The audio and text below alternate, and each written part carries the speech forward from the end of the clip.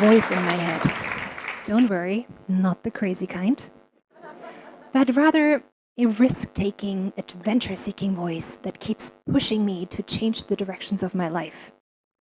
That voice keeps telling me and whispering into my ears, Leonie, it's time for a change. You know you want it too. I heard that whisper the strongest in 2011. I've been out of school for more than 4 years, having worked at IBM and Deloitte Consulting, specializing in international transformation projects in banking, and that voice grew louder and louder. I always had the dream to pursue my MBA in the States. So I went through that 1 year-long tedious process of getting my GMAT, writing compelling essays, asking for references. Many of you here and abroad probably know the drill. When I got accepted at schools, I decided to do a road trip up the beautiful coast of California from San Diego to San Francisco. And there it was again, right on day one. My voice not only impatiently speaking to me, but shouting at me, Leonie, this is it. This is because I was shouting. This is it. This is the place where you want to do your MBA at the University of San Diego. Because there's not only this strong, adventure-seeking voice that plays quite an important role in my life, but also another one, maybe not as strong, but sometimes so logical. Let's call that other voice my other mini-me, but more the risk-averse and comfort-seeking kind. Well, that voice was of the opinion, and also supported by my friends and mentors and colleagues, it was quite a risk to leave the workplace for 2 years of full-time study, on top of that overseas, going into a new unknown environment, even more so in a corporate culture where continuous presence and working 80 hours work week is paramount for career success, is probably a career suicide. That voice also told me all about the sacrifices this would mean for my family and friends back home. But the biggest obstacle that voice was really great at painting at was how to bloody finance not only my degree, but my living expenses and also the international travel an international MBA program would require.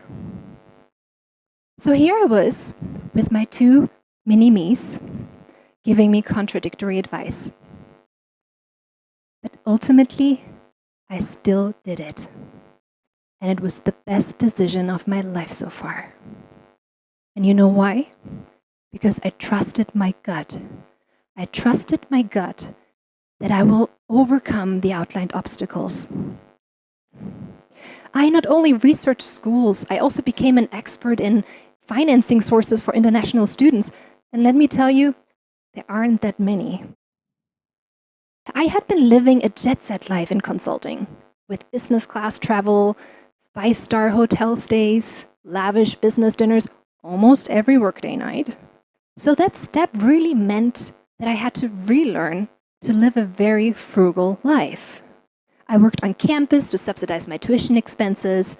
I applied to every and any scholarship that USD had to offer, whatever big or small the amount. My very frugal lifestyle not only paid for the 2 years at USD, but also allowed me to reap all of the international opportunities USD had to offer. From Shanghai, Hong Kong, Dubai, Buenos Aires, Bogota, to Istanbul and Berlin. And I met so many wonderful people there that I now call my friends. You can now imagine that my adventure-seeking voice was in a victory mode at that time. Until I returned to Germany after graduation to get back to my previous job. That's when the roller coaster started. None of my colleagues that I hadn't seen for 2 years gave a damn about what I had done and what I had learned. While I felt I had grown in maturity and light speed, they gave me the feeling, well, you better pick up where you actually left when you moved to San Diego. Internally, I knew.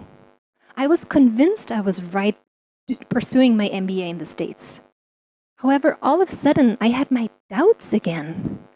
Doubts that I had thought I had buried one step at a time.